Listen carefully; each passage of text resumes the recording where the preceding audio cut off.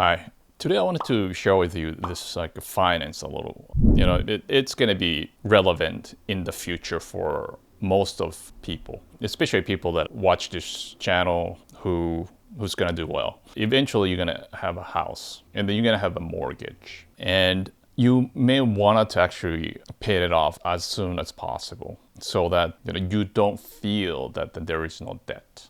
Now, this is a tempting idea, and most of the debt is not great. Like, let's say credit card debt or car debt, that type of things. For credit card debt, of course, like if you don't pay off, like interest rate is ridiculous. So that's the last thing you want to have. Pay that off every month. Otherwise, don't use it. Don't use it more than you can pay that off every month because they got the perks and stuff. But people tend to spend more just because of credit card and that type of things. But that's another story.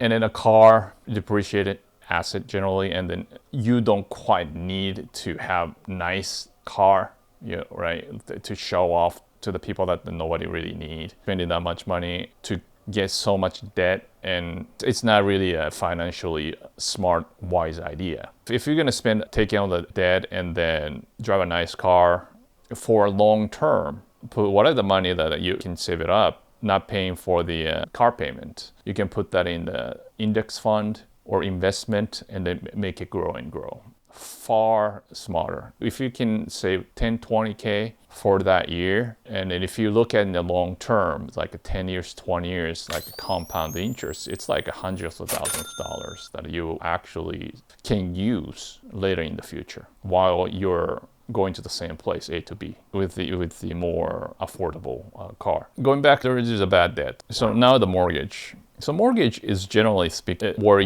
if you buy a house, that's where you create the memory, your family, and so on. It's not just the investment, it's a lifestyle, whatever. And as long as you're not overextending yourself, congratulations, you got the mortgage, you have a house, you make a payment. And then generally speaking, like if the payment percentage about, like let's say 7% or less, even 8%. And I will tell you, you should not really pay that off as soon as possible. And this is because of it. Any extra, and it's gonna take like 20, 30 years what people do the mortgage payment.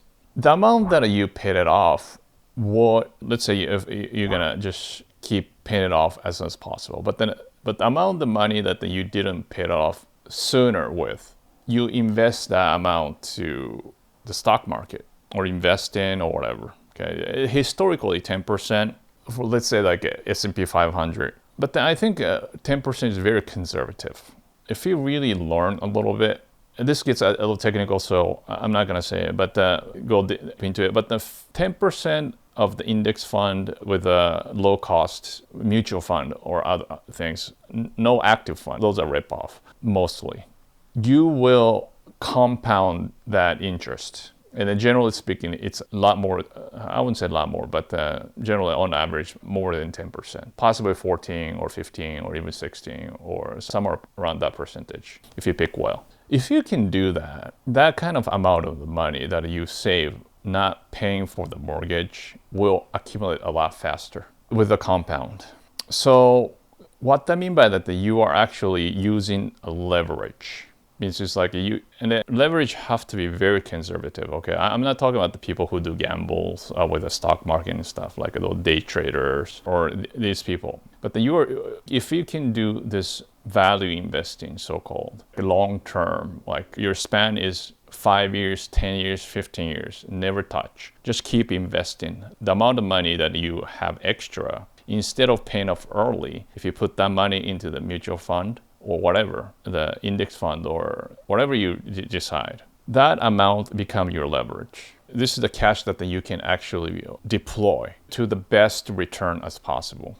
If you just pay it off, that money's gone. That's it. You're not really utilizing the return. I mean, somebody's giving you interest, like a loan, and it's pretty conservative for that particular property, like a house, let's say. So utilize it. And then do some calculation if you want to. But the amount of the money that you're gonna save, like let's say in 10, 20 years by putting in the fund, probably you're gonna have like extra, I would say $1 million in probably 20 years or 30 years, at least. So just think about that.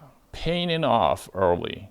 And then, of course, after you pay it off, you can spend that money, but then time has passed. The earlier you start, the money compounds. So it's possible, there is a little bit of subtlety there. But what I'm saying is, if you can get some sort of like a big loan with a good interest, then it's an asset that you can enjoy. And then if you're disciplined enough to spend that money not on the conspicuous consumption to the investment, then think about it. That's $1 million plus, very likely in 10, 20, I would say 20 years difference. So think about it if you're young or whatever the age. And in the meantime, if you have like some kind of emergency or sometimes use it, that's a free money, so to speak. Even though like it was like only grew to like $300,000 or $400,000, that's the amount of the money you can actually use. I'm not saying that you should use, but that's extra money. So that's how the money has to be invested wisely. Where you put the capital, it's not all the debt is wrong. A lot of debt is wrong. A lot of people ruin their life by, for a second, putting a lot of debt and then do some kind of business. They imagine that it goes well. That's not the things that we're talking about. House, asset, or anything like that. Generally, it's appreciate. So just concern, like whenever you do big purchase, car, house, whatever, think smart. Because that money will make a huge difference in your life. And if you can deploy it well, put the money in the right places, it's like a plant. Money is, you can kind of put into the right place and it'll grow. And if you put the wrong place, it'll just disappear. So think about it and then do the best asset allocation and then your life gets a lot better.